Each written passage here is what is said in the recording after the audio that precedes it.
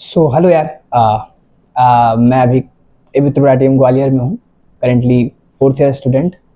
और it is my first YouTube video. बचपन से अभी तक पढ़ाई तो बहुत की है। एंड इस जर्नी में बहुत बार ऐसा फील हुआ कि ये चीज़ें ऐसे की होती तो शायद और बेटर पोजीशन पे होता यार, और लोगों से आगे निकल चुका होता। तो वो चीज़ें आपके साथ ना हो, आपको चीज़ें पहले से पता हो, आपको बाद में रियलाइज़ ना हो, इसलिए मैं ये वीडियो बना रहा हूँ। और मैं अपने सारे मिस्टेक्स और जो चीज़ें मैंने बेस्ट की है यहाँ तक आने के लिए, वो सब शेयर करूँगा। पूरी जर्नी को एक साथ एक वीडियो में शेयर करना इट इज़ नॉट पॉसिबल। इसको मैंने 3 पार्ट में बांट दिया है। और पहले पार्ट में मैं स्कूल लाइफ के बारे में, नर्सरी से 10th की बात करूँगा, जो मैंने मिस्टेक्स की और जो मैंने कैसे इम्प्रूव किया और क्या करना चाहिए बेस्ट आउटपुट लाने के लिए। Let's start. मैं पहले मिस्टेक से अपने स्टार्ट करता हूँ। पहला था, आप क्लास में कुछ नहीं सुन रहे हो। लाइक मैं कुछ नहीं सुन रहा था क्लास में, नर्सरी टू 8th। एंड जैसे थ्योरेटिकल सब्जेक्ट ले लो, सोशल स्टडी हो गया, इंग्लिश हो गया, हिंदी हो गया, मुझे कोई कंटेंट का नॉलेज नहीं, मुझे कुछ स्टोरीज नहीं पता रहती थी। क्लास में सब कुछ चलता था लेकिन मेरा दिमाग कहीं और होता था और मैं वो चीज़ें नहीं सुन रहा होता था। तो ये चीज़ें, अगर आप क्लास में सुन रहे हो तो 2 टाइप के टीचर होते हैं। पहला जिनका सब कुछ समझ में आता है, और दूसरा जिनका 30 to 40% समझ में आता है। तो दोनों ही केस में आपको सुनना होता है। एक में 100% मिल जाएगा, एक में 40% मिल जाएगा। कुछ ना मिलने से 40% इज़ बेटर। अगर आप वहाँ बैठ के कुछ इधर उधर का कर नहीं सकते क्योंकि आप पनिशमेंट मिलेगा आपको, तो आपके पास होता है 2 ऑप्शन। या तो आप सुनो, 30-40% ग्रैब करो, या आप दिमाग में कुछ भी सोचते रहो और समय को वेस्ट करो और बस इंतज़ार करो कि जल्दी से टाइम बीत जाए, पीरियड बीत जाए। तो मेरा मानना है कि भाई 40% आप ग्रैब करो, जिससे जब आप सेल्फ स्टडी करोगे, खुद से पढ़ोगे, एग्जाम के लिए प्रिपेयर करोगे वो चैप्टर्स, तो आपको चीज़ें रिकॉल होंगी, याद आएंगी, भाई क्लास में ये चीज़ें मैंने पढ़ी थी। और आपका खुद से जब पढ़ोगे उसमें टाइम बहुत ज़्यादा सेव हो जाएगा यार, टाइम बहुत ज़्यादा बचेगा। तो अगर आपका सेल्फ स्टडी का टाइम घट रहा है तो एक तरह से आपका मज़े करने का टाइम बढ़ रहा है। तो लिटरली यही करना होता है कि आपको अपना मज़े का टाइम बढ़ाओ, पढ़ाई का टाइम यूटिलाइज ऐसा करो कि कम से कम पढ़ना पड़े। ठीक है। तो दूसरा मिस्टेक जो मेरा था वो था ब्लाइंड होमवर्क करना। लाइक मुझे नहीं पता मैं क्या पढ़ रहा हूँ, मतलब क्या लिख रहा हूँ, बस मैं उतारता जाता था, छापता चला जाता था। कभी कभी फर्स्ट लाइन लिखता था, थर्ड लाइन लिख देता था, जो सेकंड लाइन स्किप हो जाती थी। ऐसा होता होगा बहुत लोगों के साथ, अभी भी होता होगा।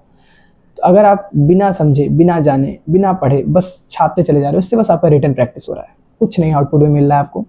इंस्टेड अगर आप उस चीज़ों को पढ़ के, समझ के, प्रॉपर देन राइट कर रहे हो, उससे आपको वो चीज़ें समझ मेमोराइज हो जा रही है उसी वक्त। क्योंकि आपको सुनने से ज़्यादा लिखते वक्त लाइक चीज़ें याद होती हैं ज़्यादा तेज और ज़्यादा देर तक रिटेन रहती हैं लिखते वक्त। तो इससे आपको अगेन सेल्फ स्टडी में बेनिफिट मिलेगा। जब आप खुद से पढ़ोगे चीज़ें याद आएंगी और लगेगा पढ़ा पढ़ा सा लगेगा जब आप एग्ज़ाम के लिए प्रिपेयर करोगे।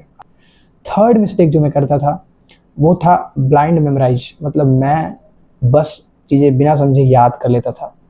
थ्योरेटिकल सब्जेक्ट मैथ्स में नहीं कर सकते आप, मैथ्स आपको सीखना ही पड़ेगा। वो नर्सरी से जब तक आप पढ़ोगे मैथ्स कभी आप मेमोराइज नहीं कर सकते।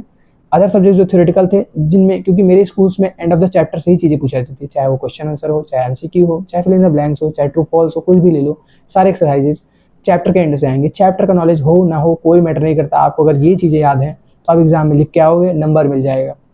तो इसी वजह से चैप्टर का नॉलेज मुझे नहीं होता था और क्लास में भी नहीं सुनता था और खुद से भी नहीं पढ़ता था, क्योंकि मुझे बस चीज़ें लास्ट की याद करनी है और एग्जाम में लिख के आना है। और मैं ब्लाइंड मेमोराइज़ कर लेता था चीज़ों को। अब मेमोराइज़ करना में बहुत टाइम लगता है एज़ कम्पेयर टू समझ के समझने में टाइम कम लगता है एज़ कम्पेयर टू मेमोराइज़ करने में बहुत टाइम लगता है।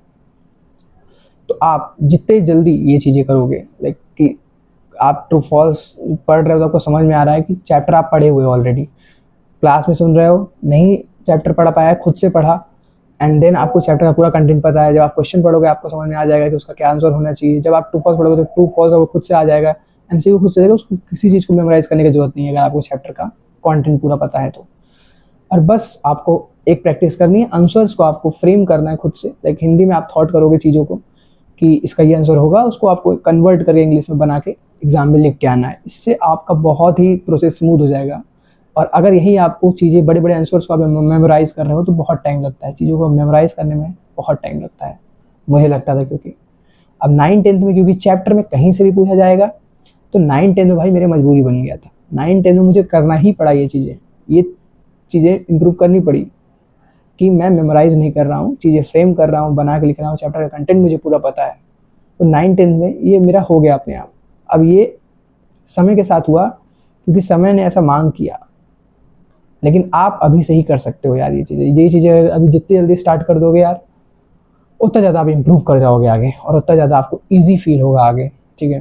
क्योंकि ऐसे 9th में आपको बहुत बड़ा जंप फील होता है, ठीक है। मेरे को फील हुआ था क्योंकि अचानक से पूरा चैप्टर का कंटेंट मैटर करने लगा था। क्योंकि तो ये चीज़ें, ये तीनों मिस्टेक मैंने 9th-10th में इम्प्रूव की। ये तीनों मिस्टेक्स नहीं करता था, होमवर्क में पढ़ के करता था, क्लास में सुनने लगा था और मेमोराइज़ करना छोड़ दिया था, चीज़ें समझने लगा था। एंड एक स्टेटमेंट मैं बोलूँगा, जिस स्टेटमेंट से ये तीनों मिस्टेक एक तरह से आप नहीं करोगे, अगर स्टेटमेंट को फील कर लिए तो, पढ़ते वक्त सिर्फ पढ़ाई। देखो, अगर पढ़ते वक्त सिर्फ पढ़ाई का मतलब है कि आप क्लास में जब पढ़ ही रहे हो तो सुनो, पढ़ते वक्त सिर्फ पढ़ाई, लिख रहे हो तो समझो, पढ़ते वक्त सिर्फ पढ़ाई। और डायरेक्ट याद मत करो, चीज़ें मेमोराइज मत करो, समझो, अगेन पढ़ते वक्त सिर्फ पढ़ाई। पढ़ते वक्त सिर्फ पढ़ाई जो स्टेटमेंट है, उससे ये तीनों मिस्टेक एक तरह से आप कह सकते हो को रिलेट कर रहे हैं।